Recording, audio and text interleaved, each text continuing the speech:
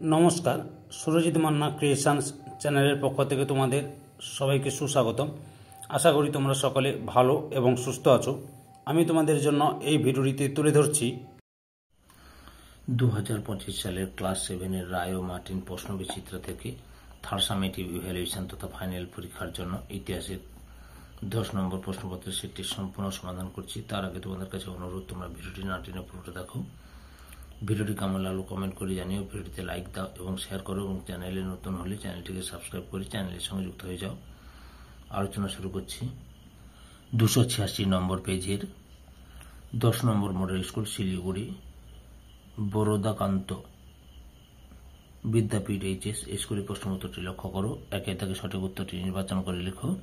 প্রথমে রয়েছে ভারতের শাসন ব্যবস্থা হলো অপশন ডিতে গণতান্ত্রিক। 2 নম্বরে ইবন বতুতার মতে ভারতের ঘোড়ার পিঠে চিঠি পাঠানোকে বলে অপশন বিতে উলাক। 3 নম্বরে আকবর নামক গ্রন্থটি লিখেছিলেন অপশন সিতে আবুল ফজল। 4 নম্বরে পর্যটক পিচ যার সঙ্গে বিজয়নগরের তুলনা করেছিলেন অপশন এতে রোম। 5 দাগে কোন বছর শিবাজী রায়গড়ে রাজ্য অভিষেক হয়েছিল অপশন বিতে 1674 খ্রিস্টাব্দে। 6 নম্বর পাল যুগে বরেন্দ্র ভূমি প্রসিদ্ধ শিল্পী ছিলেন অপশন সিতে ধীমান।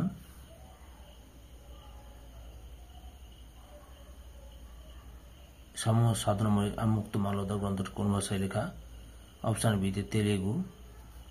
8 নম্বর পাল সেন যুগে রাজারা কৃষকদের কাছ থেকে উৎপন্ন ফসলের যতটা পরিমাণ আদায় করতেন তা হল অপশন বিতে 1/6 ভাগ। 9 নম্বরে মধ্য এশিয়া মোগলদের প্রাচীন বাসভূমি ছিল অপশন বিতে সমরখন্দ। 10 নম্বরে বাংলায় ভক্তিবাদের প্রচার হয় অপশন এতে চৈতন্য দেবের নেতৃত্বে। 11 নম্বরে তানসেন ছিলেন একজন বিখ্যাত অপশন বিতে সঙ্গীত শিল্পী। 12 নম্বরে সুলতানি আমলে নির্মিত ভারতের উচ্চতম মিনারটি হল অপশন বিতে কুতুব মিনার। তারপরে 13 নম্বরে পাতশাহ বা বাদশাহ শব্দটি হল অপশন বিতে ফরাসি শব্দ।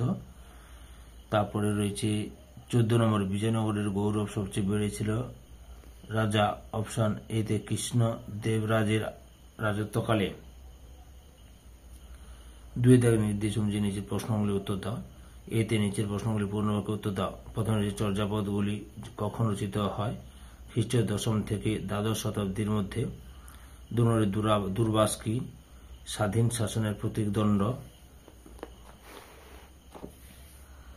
ইবন বতুতা কোথাকার অধিবাসী ছিলেন মরক্কোর। 4 নম্বরে ওয়াতন কথার অর্থ কি স্বদেশ। বিদ্যাগে ঠিক বা ভুল নির্ণয় করো। একে রয়েছে অসমে ভক্তি আন্দোলনে নেতৃত্ব দেন শ্রীমন্ত শঙ্করানন্দ ভুল। 2 নম্বরে কৃষি পণ্যকে কেন্দ্র করে গ্রামে কারিগরি শিল্প চলত ঠিক।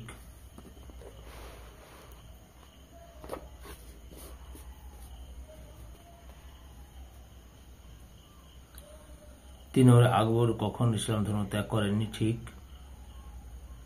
4 নম্বরে গ্রামের স্বায়ত্তশাসন পরিচালনা করেন পৌরসভা ভুল। সিদ্ধায় শূন্যস্থান পূরণ করো। প্রথমে পাল রাজারা ছিলেন ড্যাশ ধর্মের অনুরাগী বৌদ্ধ ধর্মের।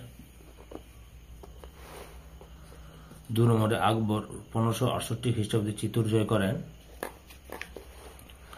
ডি দাগে বিমানান শব্দটি চিহ্নিত করো। এখানে বিমানান শব্দটি একে দেখা হবে গুরু গোবিন্দ সিং, আর 2 নম্বর বিমানান শব্দটি হবে শিবাজী।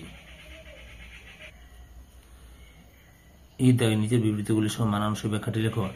বিবৃতি 1, সেন যুগে বৌদ্ধ ধর্মের প্রচার ও প্রসার কমে গিয়েছিল। ব্যাখ্যা 2টাই ঠিক। সেন রাজারা ব্রাহ্মণ্য ধর্মকে প্রাধান্য দিতেন। বিবৃতি 2, ভারতের সংবিধান পৃথিবীর মধ্যে সবচেয়ে বড় লিখিত সংবিধান। ব্যাখ্যা 2টাই ঠিক। এত ধারা উপধারা কোনো দেশের সংবিধানে নেই। 3 দাগে 2-3টি বাক্যে নিচের প্রশ্নগুলির উত্তর দাও যে কোনো 6টি। ভারত সরকারের কাজকর্ম চালানোর জন্য কটি বিভাগ আছে এবং কি কি? উত্তরটি লক্ষ্য করো যে ভারত সরকারের কাজকর্ম চালানোর জন্য 3টি বিভাগ আছে: আইন বিভাগ, শাসন বিভাগ, বিচার বিভাগ।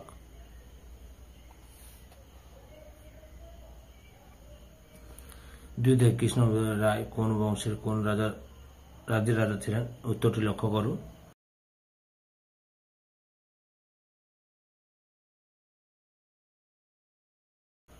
দোহা কাকে বলে? উত্তরটি দেখো।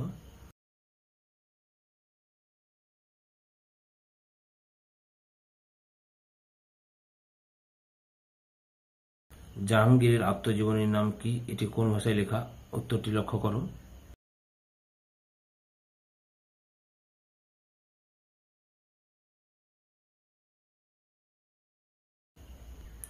পাঁচের দাগে চাহার বাগ কি? উত্তরটি তোমরা এখান থেকে শুরু করবে, লেখা শুরু করবে। এতটা পর্যন্ত লিখবে। 6 নম্বরে অষ্টপ্রধান ব্যবস্থা কি? উত্তরটি লিখবে যে অষ্টপ্রধান, এখান থেকে শুরু করে এতটা লিখবে। 7 নম্বরে পুরন্দরের সন্ধি কবে কাদের মধ্যে স্বাক্ষরিত হয়? 1665 খ্রিস্টাব্দে শিবাজী ও ঔরঙ্গজেবের সেনাপতি রাজা জয়সিংহের মধ্যে পুরন্দরের সন্ধি হয়েছিল। 8 নম্বরে ব্লক ও জেলা কিভাবে গঠিত হয়? উত্তরটি লক্ষ্য করো।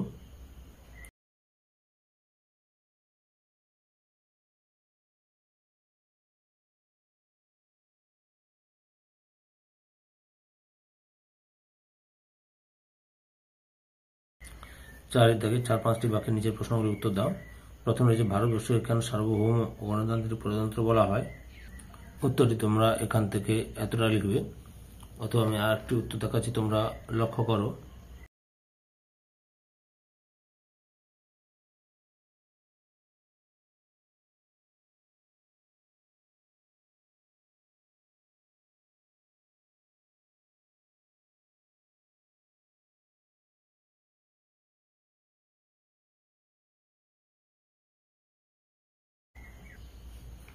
দুই নম্বর শিবাজী কিভাবে মারাঠা জাতিকে ঐক্যবদ্ধ করেন? উত্তরটি দেখো, এখান থেকে শুরু করবে।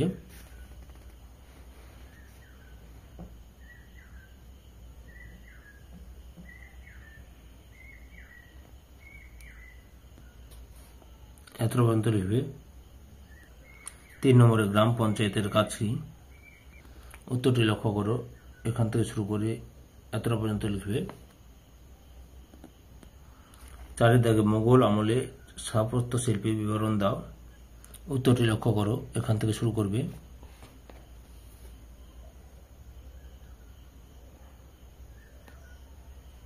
এতটা পর্যন্ত লিখবে। 5 দাগে মধ্যযুগে ভারতে কিভাবে ফরাসি ভাষার ব্যবহার ও জনপ্রিয়তা বেড়েছিল? উত্তরটি দেখো, এখান থেকে শুরু করবে। এতটা পর্যন্ত লিখবে। পরের প্রশ্ন, ক্যালিগ্রাফি ও মিনিয়েচার বলতে কি বোঝায়? উত্তরটি দেখো, এখান থেকে শুরু করবে।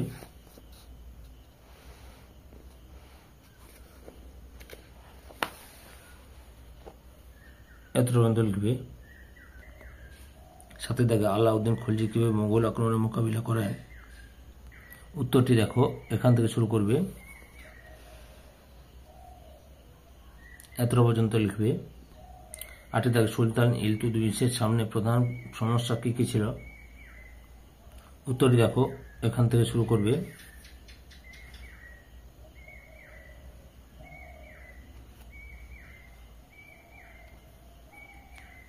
এতটা পর্যন্ত লিখবে।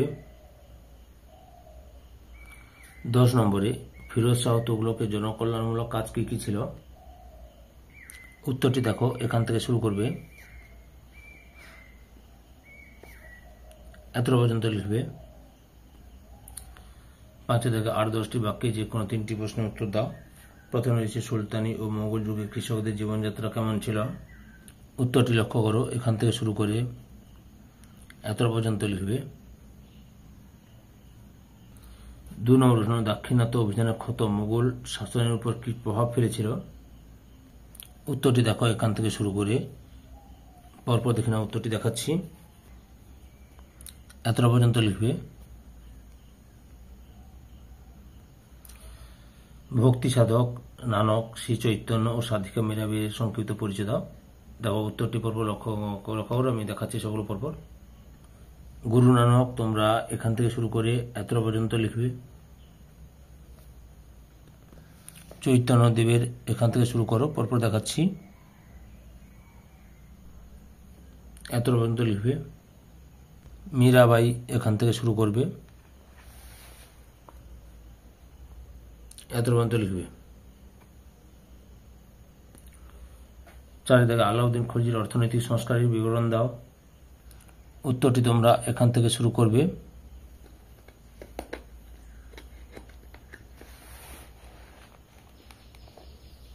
এতটা পর্যন্ত লিখবে।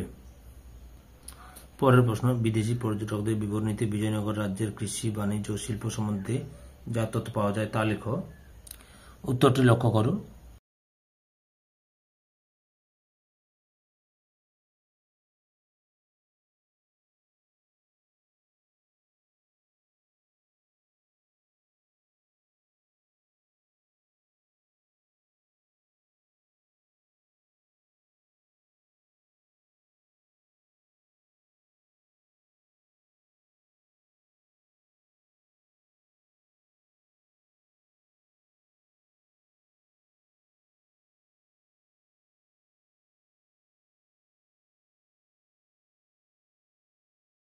ধৈর্য সহকারে সম্পূর্ণ ভিডিওটি দেখার জন্য তোমাদের সবাইকে অসংখ্য অসংখ্য ধন্যবাদ। আজকে এই পর্যন্ত, পরবর্তী ভিডিওতে আবার দেখাবে। Tata, bye bye.